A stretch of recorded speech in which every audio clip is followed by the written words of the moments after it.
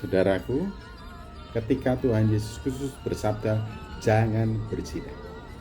Perzinahan itu dekat sekali dengan persudaran, dekat sekali dengan percabulan. Dan di dalam Galatia pasal 5:19, Wahyu pasal 21, siapa yang sundal, siapa yang zina, siapa yang cabul, tidak ada tempat di surga. Ini berarti sesuatu yang sangat tragis dan sangat memedihkan. Oleh karena itu harus berhati-hati ketika Tuhan Yesus Kristus bersabda, jangan berzina. Lalu Tuhan Yesus Kristus berkata, apabila salah seorang di antara kalian melihat dengan matanya kepada seorang gadis atau wanita, lalu timbul rasa ingin dari dalam dirinya, sesungguhnya dia sudah berzina dari dalam hatinya. Nah, setelah menegaskan itu, Tuhan Yesus Kristus berkata, jikalau matamu yang membuatmu sesat di sini tentu matamu yang menyebabkan muncul hawa nafsu di dalam dirimu, lalu ada zina dalam hatimu, maka lebih baik kamu cukil mata yang menyebabkan kamu sesat itu, lebih baik tanpa mata masuk ke surga daripada dengan seluruh tubuh yang lengkap tetapi masuk neraka. Dan apabila tangan kananmu yang menyesatkan, buanglah tangan kananmu itu, lebih baik ke surga tanpa tangan kanan daripada dengan kelengkapan tubuh namun kamu masuk ke neraka.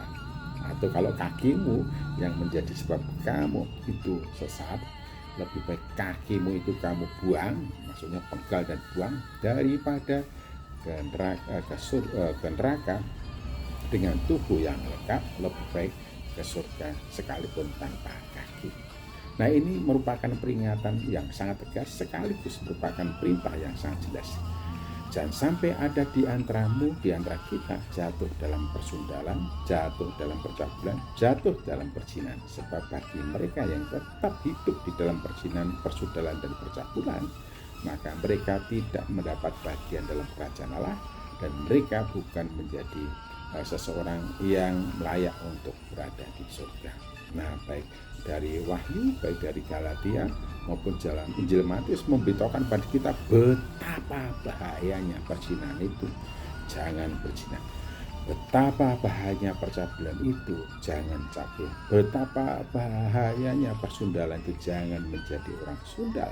Oleh karena itu penegasan ini sekaligus diikuti dengan peringatan, kalau sampai mata kananmu yang menyebabkanmu jatuh dalam perzinahan, jatuh dalam percabulan, jatuh dalam persundalan, lebih baik kamu cukil matamu itu dan kamu buang.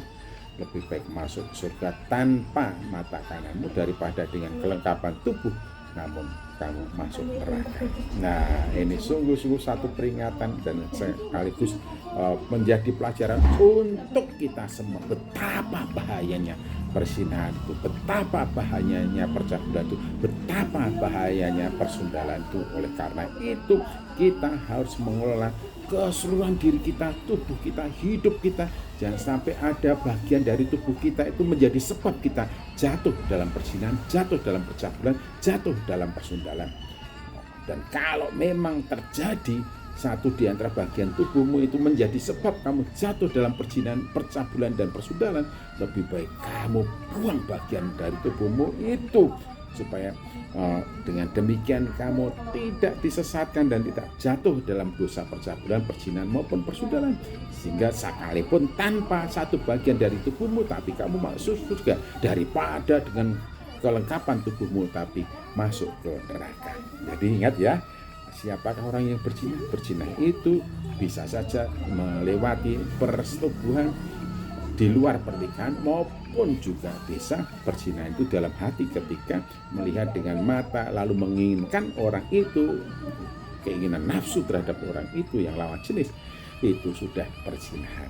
Oleh karena itu camkanlah sabda Tuhan Yesus, sebab jikalau orang tetap hidup dalam percabulan maka mereka tidak akan mendapatkan bagian dalam kerajaan Allah. Apabila orang tetap hidup dalam perzinahan dan juga dalam persundalan, maka mereka tidak akan pernah mendapat bagian dalam kerajaan Allah.